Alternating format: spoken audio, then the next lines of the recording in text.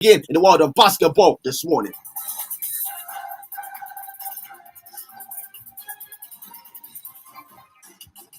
Remember yesterday I told you about Brittany Griner, who was unlawfully detained in Russia yesterday, and I told you, and today we are having news that her trial is going to begin on Friday, July 1st, more than 4 months after she was detained at Moscow airport on suspicion of possessing marijuana. Additionally, it was mandated that the Phoenix Mercury star remain in custody throughout her criminal trial. Now, if she is found guilty of these charges of large-scale drug transportation, she could spend 10 years in prison. I remember telling you yesterday that the very U.S. the House of Representatives in the United States are already making sure that they will do the needful to bring back their women NBA star back into the country to make sure that she is safe with them.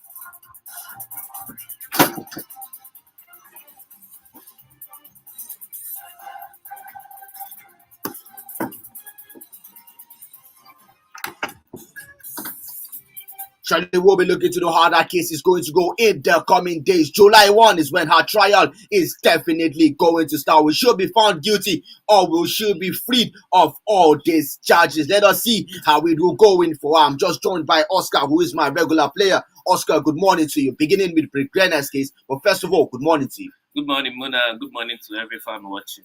Well, definitely looking at Brittany's case, it has already been said that on Friday, July the 1st, she will be able to start her procession of being able to justify herself to the Russian authorities why they should not detain her for 10 years. July 1 is when it is going to start. What are your words on this? Taking drugs and mixing it with sports has always been something that is always frowned upon. And if she's found guilty, I don't see why. You don't, as a sports person, you don't mix it with any drugs. It's forbidden, and for her to do something like that in a public place, and I think they should do the trial. And if she's found guilty, she should face the consequences of her actions. Well, let us see how it will go for her. July 1 is when she is going to start her trial process and be able to prove to the jury that she is not guilty. Moving over to our next story this morning, it is the UFC 276 this morning, and it is all smiles as Israel Adesanya, the last star bender, is back and is preparing for July 2nd, where he would begin his middleweight title defense against Jared Konoya. And yesterday he was in a friendly training with Dan the Hangman, who is the hooker. So we are seeing Israel Adesanya, who is the last star bender, back to UFC, and he will start his middleweight title defense against Jared Konoya. Now, looking at these two men, looking at their fights, as it stands now, Israel Adesanya has 22 wins and only 1 loss in his career, and he is 32 years old, while Jared Konoya is 38 years old. He has 15 wins in his career and he has 5 losses. Now, Oscar, looking at the run of Israel Adesanya, he is a very, very brutal man when it comes to UFC. He and Kamaru Usman are 2 brutal Nigerians. Now, looking at this encounter, July 2nd, it will actually enter July 3rd because in Nigerian time, it will kick off July 3rd by 3 p.m. So how do you see this encounter going? Middleweight main event on July 3rd. The style bender is the bomb for the big occasions. Definitely. So I think Israel is going into this one knowing that actually his only 1 loss was when he wanted to go up his weight class, and yes, he lost, and then he came back. But in the middleweight, Israel is undefeated, as in the way he controls the rings, and in fact, he's truly the last style bender, and I'm looking forward to another victory, like another knockout from Israel Adesanya. Well, we'll be looking to see our very own Israel Adesanya do excellently well. He is truly the last style bender. If you watch this man in UFC, definitely you will want to believe that Israel Adesanya is the next big thing in UFC. Do you see Israel Adesanya possibly making a switch into boxing, just like the rest counterparts in UFC have been doing recently? Israel is actually somebody that has endurance, so he can go rounds. But that build of boxing, I think he's better suited for his UFC and mixed martial arts, because that's what he has always done his whole life. But we tend to see even what is his name again? Conor McGregor. Although he didn't enter fully into boxing, he just did a spiteful match against Floyd Mayweather. and he lost. So, but I think maybe probably in the future Israel might want to try things. But for now, he's still in UFC doing his thing, and hopefully he continues like that. Well, the thing now is looking at the fact when I was watching Israel Adesanya doing his training sessions and looking at his body physique and everything, I was like, this guy should just stick to mixed martial art and not think of he's probably built, entering boxing. He's built for mixed martial art. The person that is even more built for to try something in boxing is Kamaru Usman. Yes, he has that build of a boxer, but Israel is well suited for mixed martial arts. Now, there are reports saying that there is a possibility of we seeing a Floyd Mayweather versus Conor McGregor part 2. It is not yet certified that it is going to happen, but motions are being put in place for this very encounter. Remember that Conor McGregor is currently trying to recover from a foot injury. Now, do you probably see Floyd Mayweather wanting to enter this fight? Because remember, his next fight is against an exhibition match against Mukamara, something like that. Yes, he is a Japanese. Now, do you see Floyd Mayweather accepting this challenge? Because this challenge will mean it will not be an exhibition match. It's obvious that McGregor didn't learn his lesson last time. But if he wants part two of the lesson in boxing, why not? It's what Floyd Mayweather lives for. As in, once there is enough money in it, and Floyd is going to get his money, he's going to go there, school him again, and just leave the ring like that. Or let us see how it will go if we'll be able to see Conor McGregor take on Floyd Mayweather for the part 2 of that very, very, very encounter. Remember when that encounter happened back in 2017-2018, if I'm not mistaken, when that encounter happened, it was not easy for McGregor because Floyd Mayweather was definitely on top of his game. Moving over to our next story this morning, Wimbledon has already started, and game day 1 of yesterday, which was Monday, was very, very promising, and a very surprise wanted to happen in terms of Andy Murray losing in the first round. But he was able to perform some late heroics yesterday. Reigning US Open champion Imma Raducanu made an impressive center court debut after defeating Belgian Alison van Luschnan on Monday opening at Wimbledon. It wasn't easy for her, but she was able to raise to a 6-4, 6-4 victory in that very, very encounter. So she was able to do the needful. Now, Imma Raducanu will face Caroline Garcia, who beat Britain's Yukoria Miyazaki 4-6, 6-1, 7-6 in their own encounter. Now, the surprising thing about Imma Raducanu was that she said she picked up some heroics from Rafael Nadal, looking at the fact that he was able to win the French Open despite having injury. And remember that Imma Raducanu, she's just coming back from injury, and she sees herself pulling the same stunts as Rafael Nadal. How do you see that, Oscar? It's always good to draw inspiration from the best in the game. So she was donning a Rafael Nadal t-shirt, so on her post-match conference. Yes. And it was obvious that Rafael Nadal has been an inspiration to Raducanu, and I hope that she draws those inspiration and then goes all the way in the tournament. So let us see how it will go for Imma Raducanu. Her next encounter is going to be Caroline Garcia, who was able to defeat her own opponent. Yesterday, we still saw Andy Murray in action. He recovered from dropping the first set to beat James Duckworth and reach the second round at Wimbledon. It wasn't easy for him. Andy Murray came through 4-6, 6-3, 6-2, 6-4 in 2 hours and 43 minutes under a closed roof on center court to be able to pick up a ticket at the second round of Wimbledon. So that is how it is. He faces former semi-finalist John Isner, who will need 5 sets to bring French qualifier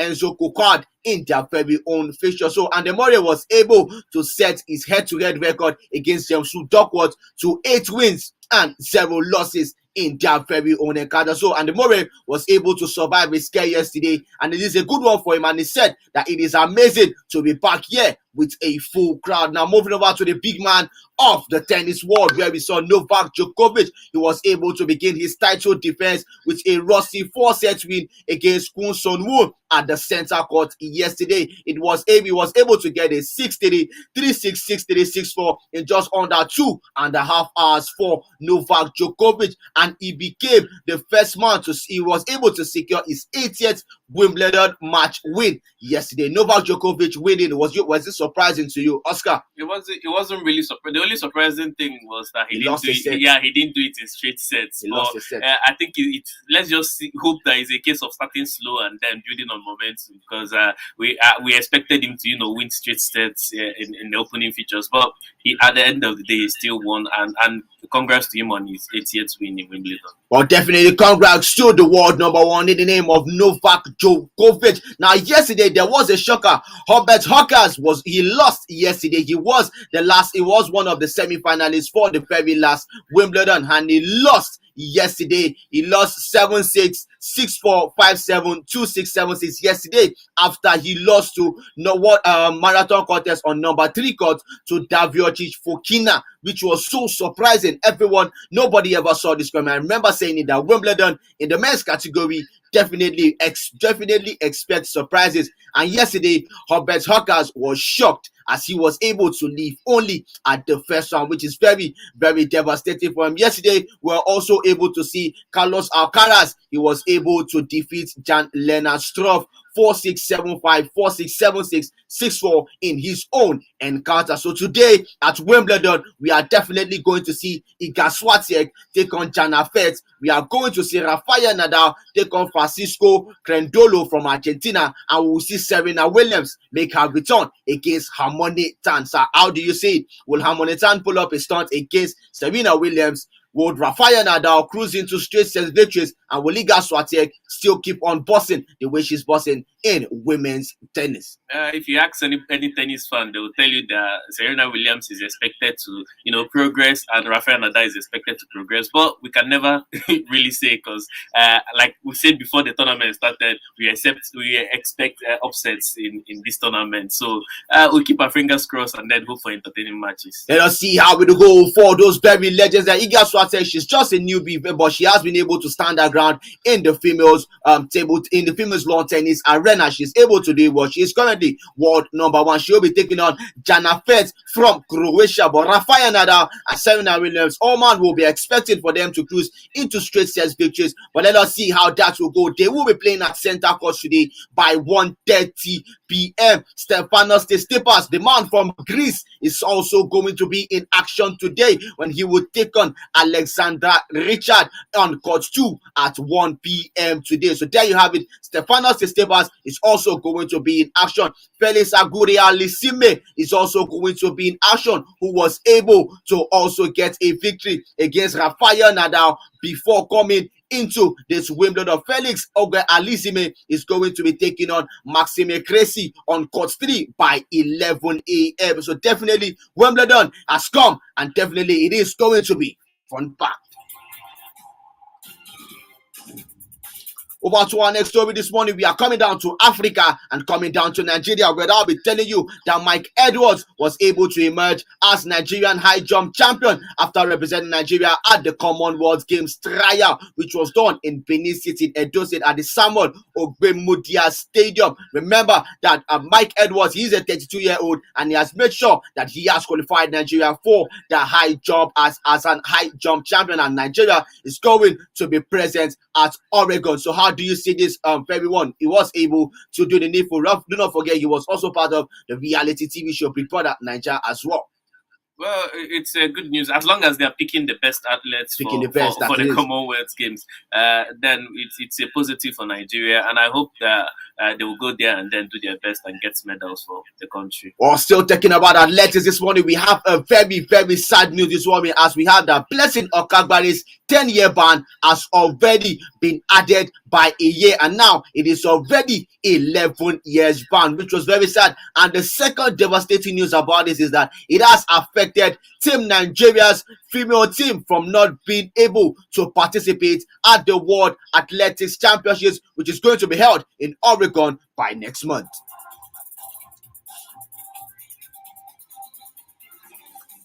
Okagbare will not suffer the consequences alone, as Team Nigeria's women's 4x100 team will lose their place at next month's World Championships in Oregon. This is because 6 days after Okagbare evaded sample collection on June 13, 2021, she competed in the 4x100 relay event at the Nigeria Olympic Trials, which her relay squad qualifying for this year's World Championships would definitely be on a hold. So Blessing Okagbare, what she has done has already affected the full country as well. Now, in the words of the head of Athletics Integrity Unit, AIU, Brett Goiner, she stated that over the years, we have repeatedly seen how one person's actions adversely affects teammates who have trained hard and worked honestly for their results. In her words, she says, in a relay team, if one member violates the anti-doping rules, everyone bears the brunt of results being expunged. They all pay the price. In this instance, Nigeria has lost an important qualification spot.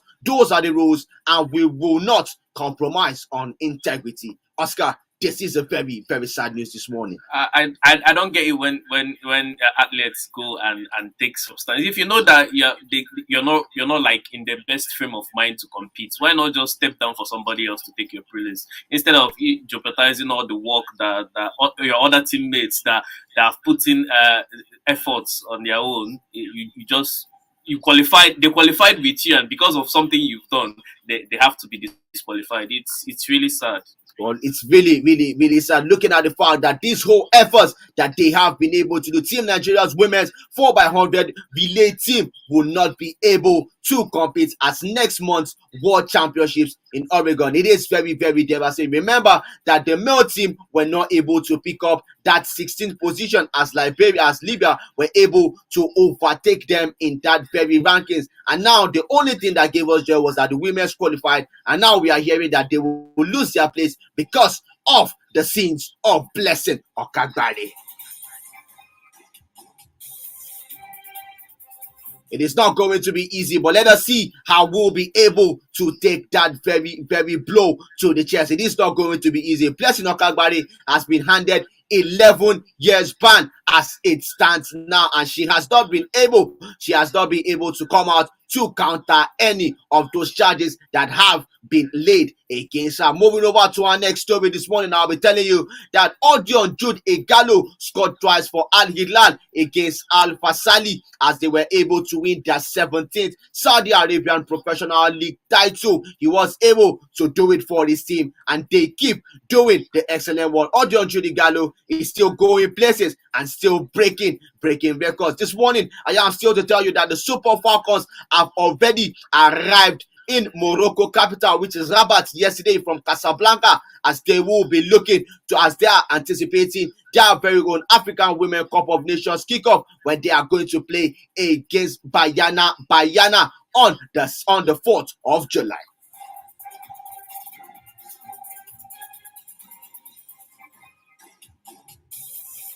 Nigeria will be hoping to do excellently well. It's not going to be easy. 4th of July is already here. Remember, Nigeria will play South Africa 4th of July. Then they will play Botswana on July 7th, and then play Burundi on the 10th of July. All 4 semi-finalists in Morocco will qualify to represent Africa at the FIFA Women's World Cup in Australia and New Zealand next year, with the 5th place team handed an opportunity to also gain a place through a playoff tournament holding early next year. The president of the Nigerian Football Federation, in the name of Amadio Pinnick, had encouraging words for the team, where he said that there is not much for me to tell you about the need to go all out there and conquer. It is something you are used to because you have the spirit, the energy, and the aura of champions. You have won this trophy 9 times out of 11, and you have to go for the 10th with equal passion and desire. Surely there will be teams that will believe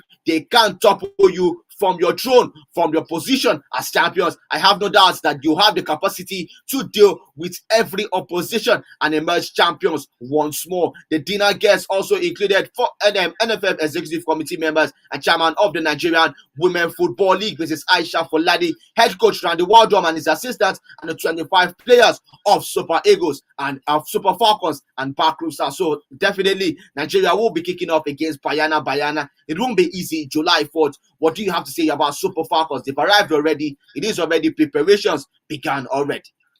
Well, they are going into this tournament in high spirits, and they should set a standard for themselves. The least place they want to have is not even just qualifying for the World Cup. They should be aiming to win the trophy in itself, and they have the capacity and what it takes to win the trophy. They have the mentality, they have the team, and then they have the players to go all the way. And we are all hoping that they go and do us proud. Definitely, we'll hope they go and do us proud. Remember that our very own the Golden Eagles were able to win the Waffle B Championship just some days back, and we'll be hoping to see if the Super Falcons will emulate from the young lads to be able to tell them that, come on, we are your seniors, and we'll show you how it is done. Still talking about our very own football in our very own country, Nigeria, will be telling you that Nigerian Professional Football League champions in the name of Rivers United have been congratulated by Jose Peseiro and the very own governor of the state in the name of Nyesom Wike. Jose Peseiro has come out to say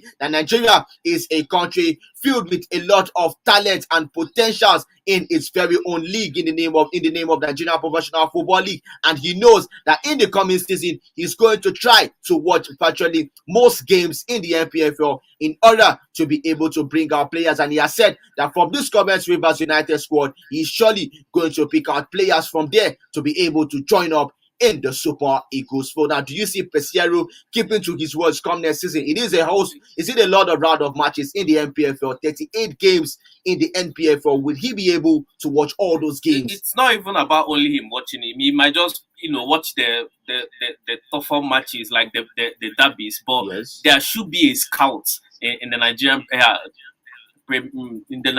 professional team. No, the football team. Yeah, okay. The football team. They should have a scout that watches all these matches and then pick homegrown players. That's how it's done in every other country. Yes. You go to Netherlands, most of their players play in PSV, Ajax. You come to England, the players are most of the players that play in the Premier League. You go to Spain, it's the same thing. So I don't know why we are not doing it here. You can come watch our league.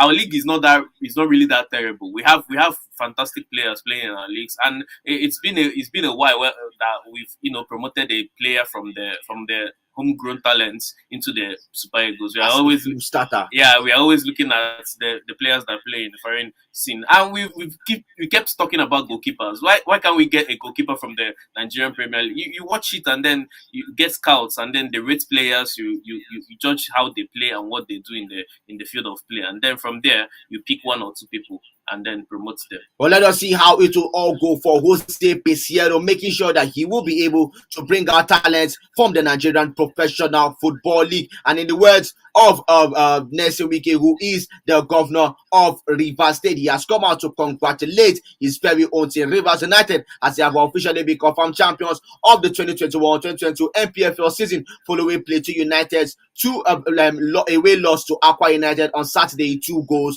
So there you have it. Nyesom Wike has come out and said that his team have definitely done them proud. In his words, he says the government and the good people of Rivers State are very proud of the team's exploits following their Dutch performances and resilience displayed throughout the 2021-2022 season. It is worthy to note that over the years, Rivers United has brought so much joy and happiness to football fans and supporters all over the country. This victory, no doubt, marks a major milestone in Rivers State football's history. Let us see how it will all go, most especially for Jose Peseiro, making sure to carve out talents and bring out talents from the Nigerian Professional Football League.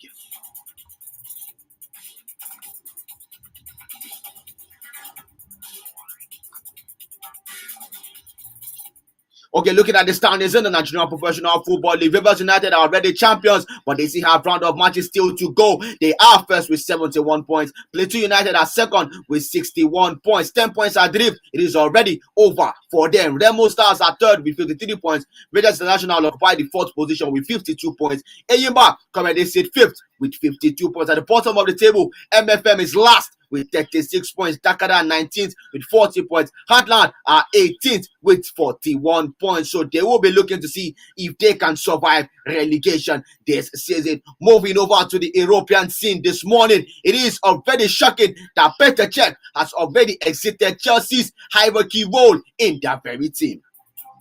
And he says that the reason for him leaving is because the club were not able to have faith in Romelu Lukaku. What do you have to say about that, Oscar?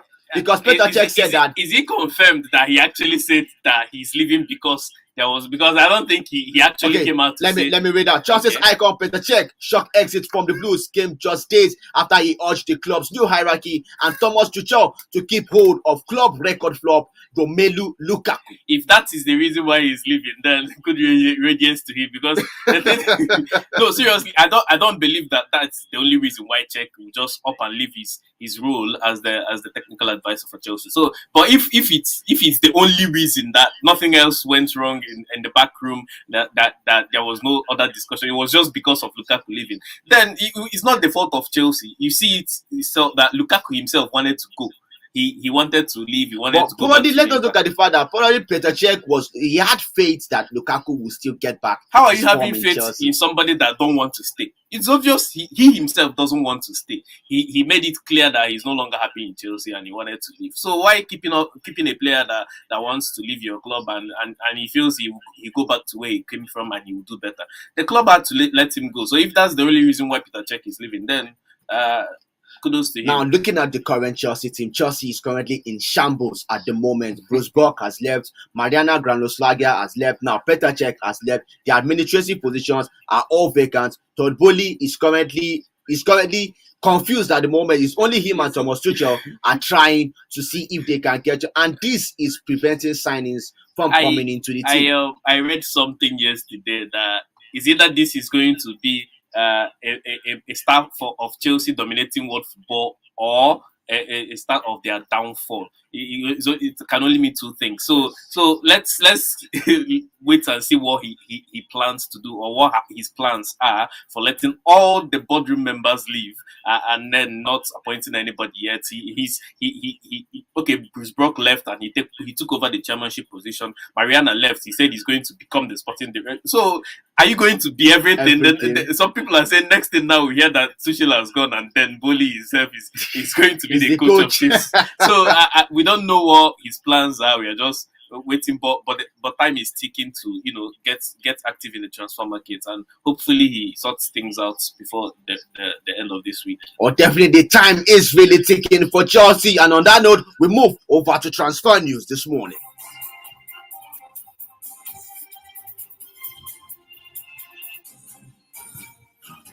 On transfer news this morning, quickly we'll begin from Spain, where I'll be telling you that Valencia are struggling to sell their players. They need funds in the team, but they have not had any luck in transfers and selling of their players. No offers have come in for Carlos Soler or Jose Gaya, while the departure of Gonzalo Guedes isn't making any progress either. Valencia are currently struggling to sell their players. They are in serious financial crisis, and there were rumors saying that there's a possibility that Roman Abramovich might be looking to buy Valencia. Let us see how that will go for them. Carlos Soler was linked with Barcelona.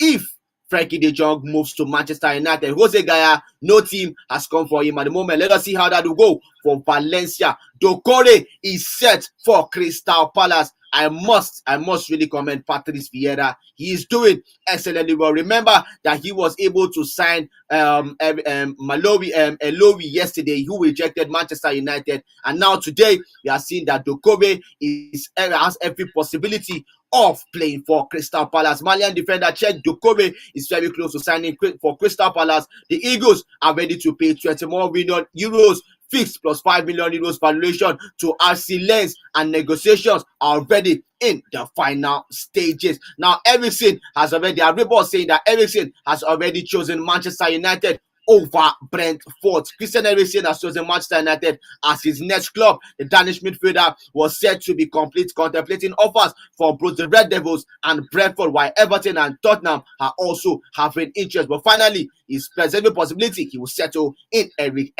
ten Hag's team. So how do you see it? Christian Eriksen, Manchester United next season.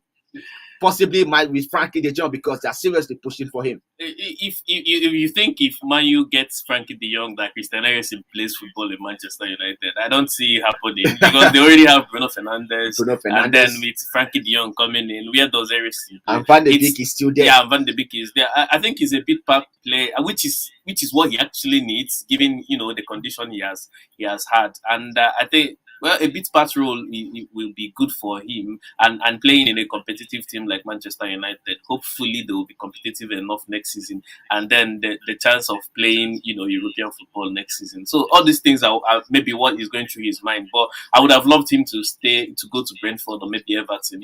That way he's the master in the midfield. Thank you. Every other player plays for him, and he controls the pace of the midfield. And with less pressure. Yeah, with less pressure than going to Manchester United. Where Manchester United is a team who currently needs everything to be done with magic. Yeah.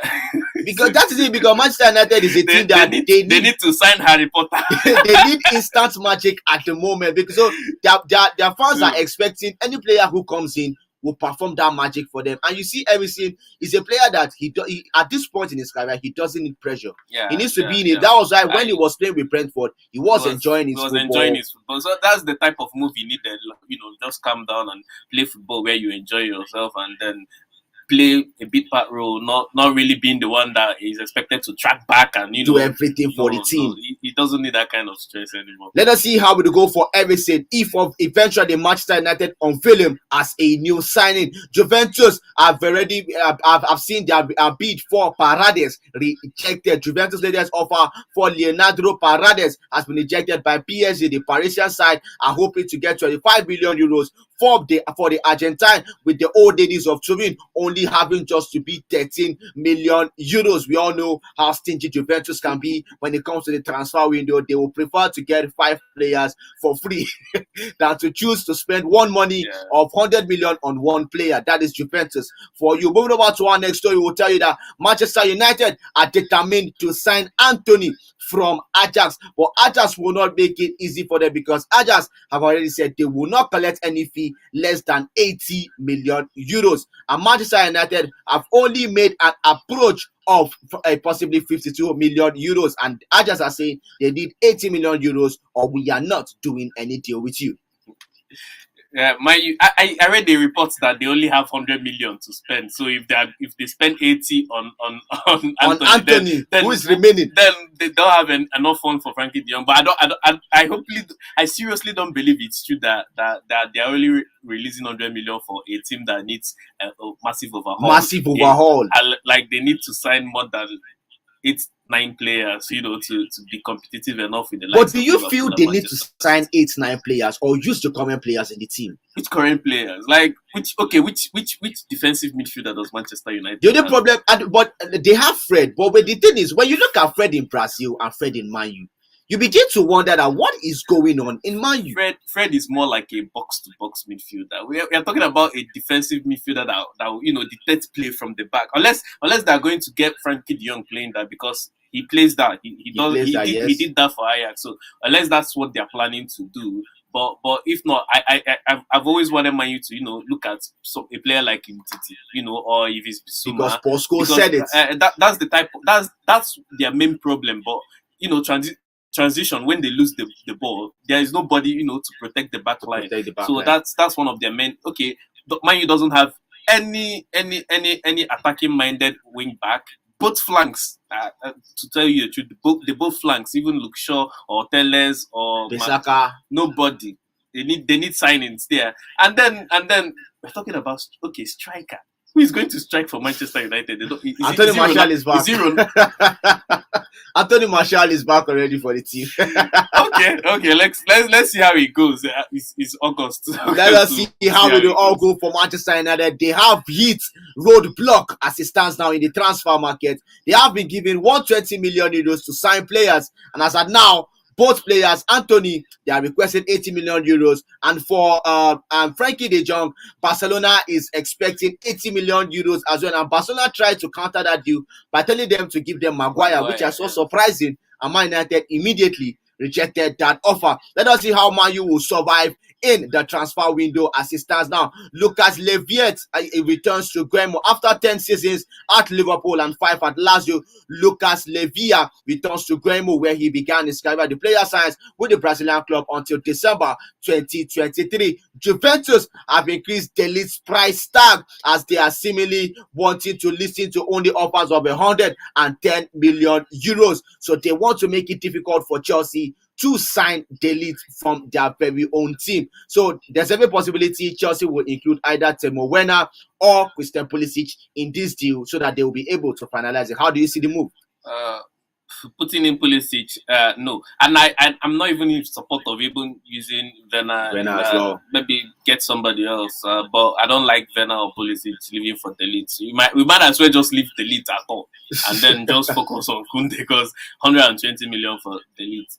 But there's a possibility they're looking to bring Nathan Ake back to the team. I'm not totally saying that De Ligt is not worth it. Yes. But Chelsea should be looking. There are other options. There are other, cheaper options. Let us see how it will go for Chelsea. There are other cheaper options. De Ligt 100 million euros, possibly 110 is probably way too high for Chelsea to require to sign him at the moment. We have to tell you that Nice have already confirmed the replacement of Galatia with Favre. Christopher Galatia is expected to become the new head coach of Paris Saint-Germain, and he has taken his first step with Nice, announcing his departure, and they are replacing him with Lucien Favre. So Nice have already said, they've already confirmed that Christopher Galatia will not be their coach, and there's every possibility Paris Saint-Germain will be giving us an announcement very, very soon. Dembele's agent is in Barcelona. Moussa Sissoko, the agent of Ousmane Dembele, is in Barcelona as they are beginning talks of the players' current deal with the team, and they want to make sure that his future is clear with the team, or if he will be moving on from the team. Tottenham are looking to sign Anthony Gordon and Richarlison from Everton. Antonio Conte is not done in the transfer market. He still has a lot of surprises for us. He wants to sign Anthony Gordon and Richarlison, which I know will be difficult, but there are reports saying that Everton are likely to sell because they are seriously in need of money. The thing is Richarlison willing to be a substitution, like to be a big part player? Because I think Richarlison is a player that has ego.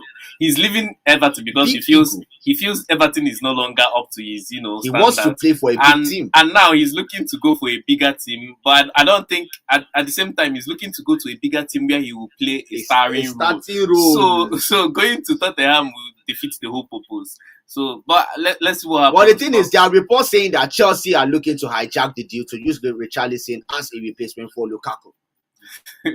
So if Richarlison makes that move to Chelsea, let us see how it will go, or he will go to Tottenham Hotspur. Anthony Gordon will be a fine signing under Conte in Tottenham Hotspur. Di Maria will join Juventus and not Barcelona. After having a whole lot of time to think about this, he will be joining Juventus and not Barcelona. Sven Botman has already completed his Newcastle medicals, and he will soon be announced as a Newcastle player. The move cost them £35 million to be able to secure the very young man. Umtiti could return to Lyon as Barcelona are looking to offload the player and reduce wage bills for the team. Atletico are looking to sign Gianluca Samaka as their own striker. He is 23-year-old, and there are reports saying that Atletico sporting director Andre Berta is a big fan of Gianluca Samaka. Luis Suarez to River Plate is really heating up. He has enthusiasm about the idea, and there's a very good level of winning it. Now, do you feel Luis Suarez should be going to River Plate at this point of his career if Lewandowski at 35 years old is still thinking of moving to Barcelona? Luis Suarez have been there and done that. So where else can he go? He still wants to play in Europe. But the funny part is no team is coming for an offer. That's the issue. Last season he had a lot of injury problems. The thing with Lewandowski is he's never injured. He always plays enough matches. Should we say because of the kind of league he's in? Probably. We don't know because everybody judges from what they see. Yes. And by what we are seeing, Lewandowski doesn't get injured most often. And like Luis Suarez, who He only Suarez played. has played in Premier League. He has played in La Liga. No, so you I bet expect last season. Last season, yeah, he he played had in the La injury Liga. and injury and injury. So I don't think anybody wants to sign that kind of player. And given that he's already old, I'm thinking his old age is what is causing the injuries. So his only options now, really, since there is no team, is to go to MLS or just go to MLS. No team in MLS is actually bringing an offer. I think if Suarez says I want to play in MLS, offers will come in. Offers will come in. But the thing is, Suarez still wants to play in Europe as a star. But let us see if River Plate will secure the signing of Luis Suarez. Remember, I just told you that Barcelona failed to sign Harry Maguire as they tried to include Maguire as part of the deal for the sale of Frankie de Jong, which I feel Barcelona purposely did it so as to scare Man U away from signing Frankie de Jong. Origi has landed in Milan to make his move to AC Milan a permanent move. Fernandinho has already joined Atletico Paranaense, where the team that he was able to begin his career 17 years back. And in his words, he says, "Didn't I say I was going to come back? Definitely, I am back to where I started." Chelsea are set to table a second Sterling bid as they want to see if they can sign Raheem Sterling from Manchester City. As I told you, Los Angeles FC have already confirmed the signing of Gareth Bale on a 12-month contract from Real Madrid. West Ham have already secured the signing of Areola from their very own team. Arsenal are remaining in talks to sign Lisandro Martinez, and Newcastle are looking to bid 110 million euros for Victor Osimhen. Arsenal have announced the signing of Matt Turner from MLS side New England Revolution, and the next announcement that is going to be made is the announcement of Gabriel Jesus as he's set to undergo medical. He's already in London and is ready to complete this deal to Arsenal. 0815-1017-777 or 0907-112-1017. Hello, good morning to you. Hello. Good morning to you. Good morning. Good morning to you.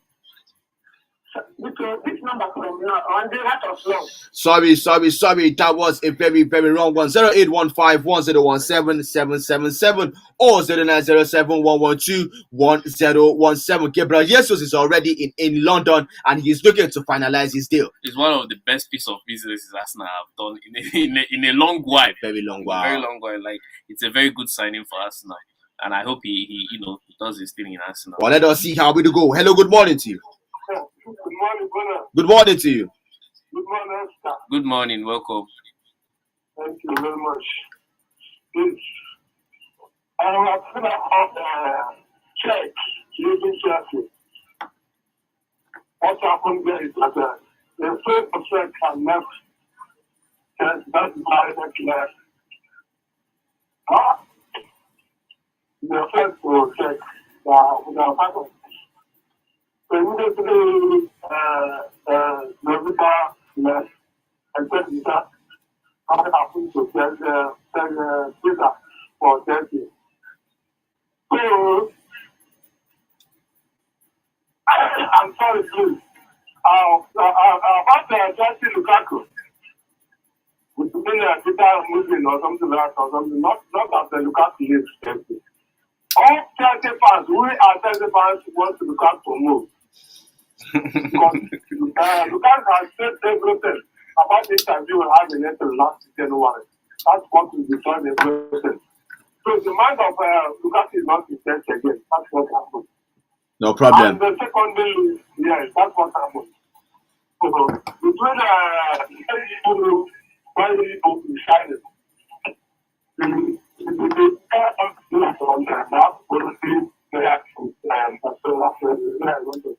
can't tell me asking myself. I'm not going to leave any player again.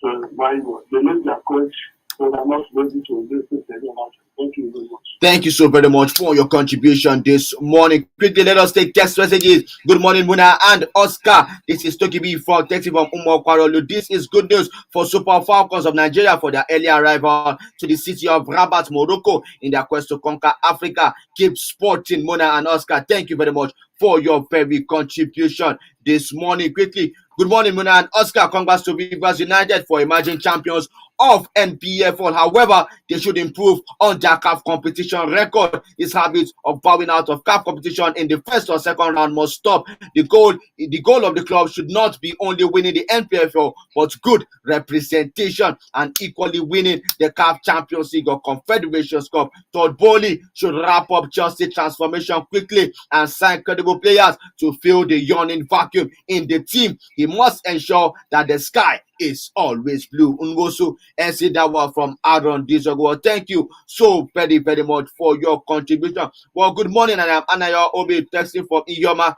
Is Rafinha an Arsenal player already? Not yet. No deal has been finalized yet. But the only person Arsenal is looking to finalize is Lisandro Martinez, as they've already dropped a new bid early this morning, 45 million euros already to Ajax to secure his signing. Hello, good morning to you. Good morning to you. You're welcome. No, not at all. Thank you very much. Manchester United have not signed any player. They are only interested in every player this morning. 0815-1017-777 or 0907-112-1017. I'm still also to tell you that Aaron Ramsey is set to leave Juventus and secure his move to the Scottish Premier League champions in the name of Rangers. Juventus have agreed to pay Aaron Ramsey £4 million just to get him off their books this summer. So as it stands now, Aaron Ramsey is a free agent. He will not be playing for any team as Rangers were not able to activate his back clause. Hello, good morning to you. Hello, good morning to you. Good morning, Muna. Good morning to you.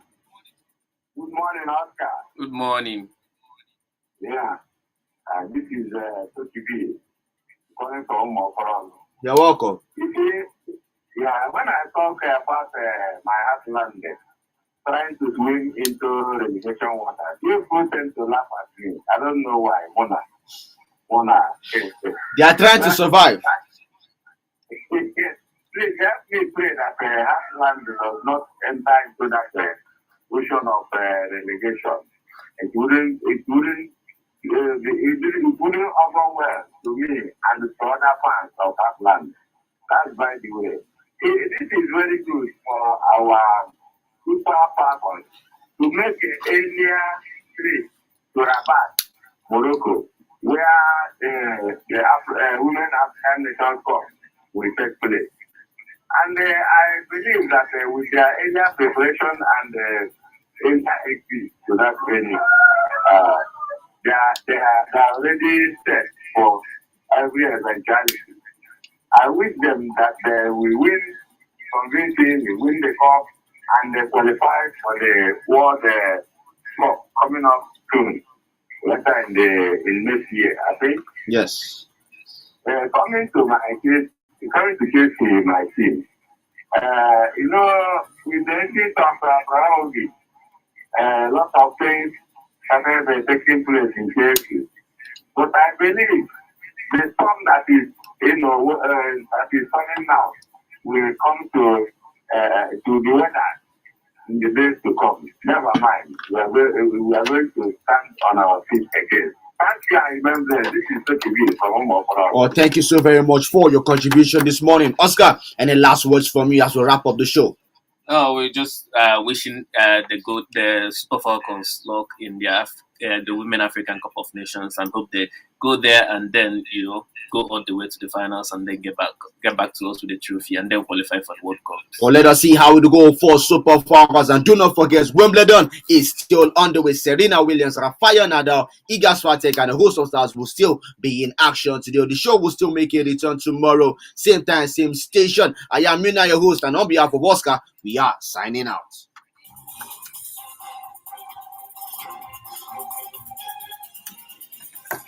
Do you have the right to click broadcasting? Okay, thank you. Broadcasting Commission How does it concern? Organization aggrieved by the contents of a broadcast or the conduct of a broadcast station may lodge a complaint to the station